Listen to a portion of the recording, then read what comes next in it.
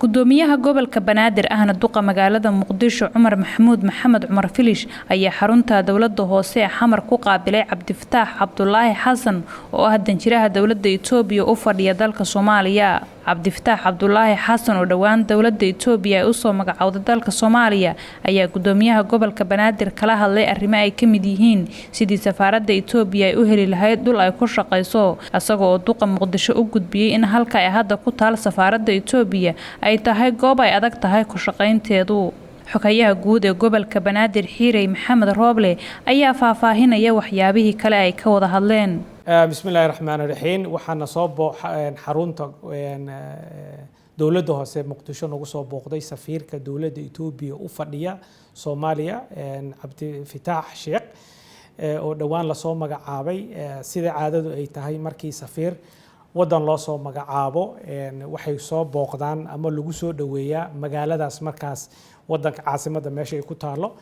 safiirka ayaa xarunta nagu soo booqday ayaa ka mahad celiyay maaragtay soo dhaweyntii uu u fidiyay gudoomiyaha gobolka Banaadir ahna duqa magaalada Mr. Cumar Filish iyo maaragtay intii shirka kala qayb gashay oo gudoomiyaha ku-xigeenka arrimaha bulshada iyo anigaba aan ka qayb ka ahayn. safiirku wuxuu si guud uga hadlay mahad celintii ka sokow xiriirka ka dhaxeeya labada dal Soomaaliya iyo Itoobiya oo dad walaala oo muddo dheer xiriir lahaa oo daris wanaag ku wada nool. safiirka waxa kala oo maaragtay uu kala hadlay in Itoobiya hadda ay ka socoto in la dhireeyo intaas 7 milyan oo dhir in magaalada ay Addis Ababa ama Itoobiya lagu abuuro. qaas ahaan wadamada diriska la ah Itoobiyana maaragtay 1 milyan oo geed lagu beero si wax looga qabto bii'ada si halaabaysa in wax looga qabto.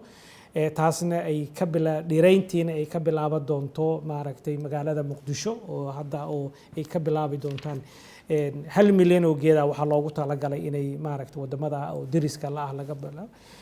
waxa kale oo laga wada hadlay oo safiirka aad ugu nuucsaday in uu dabcan ka faa'iideysashada labada dal oo walaalaha wax kasta oo xiriirkooda si wanaaji kara. dhanka maamulka gobolka Banaadir oo hogaaminaya duqa ayaan asigana soo dhaweeyay safiirka oo uga mahad celiyay waqtigiisa uu ku soo booqday xaruntiisa sidoo kalena gudoomiyaha wax badan oo taariikh badan oo maaragtay soo jireynayo labada dal ka hadlay. dawladda Itoobiya ayaa dhawaan Soomaaliya danjira ugu soo magacawday Ambassador Cabdifataax Cabdullaahi Xasan oo ah nin Soomaaliyeed. Shams Cabdiraxmaan Mustaqbal Muqdisho.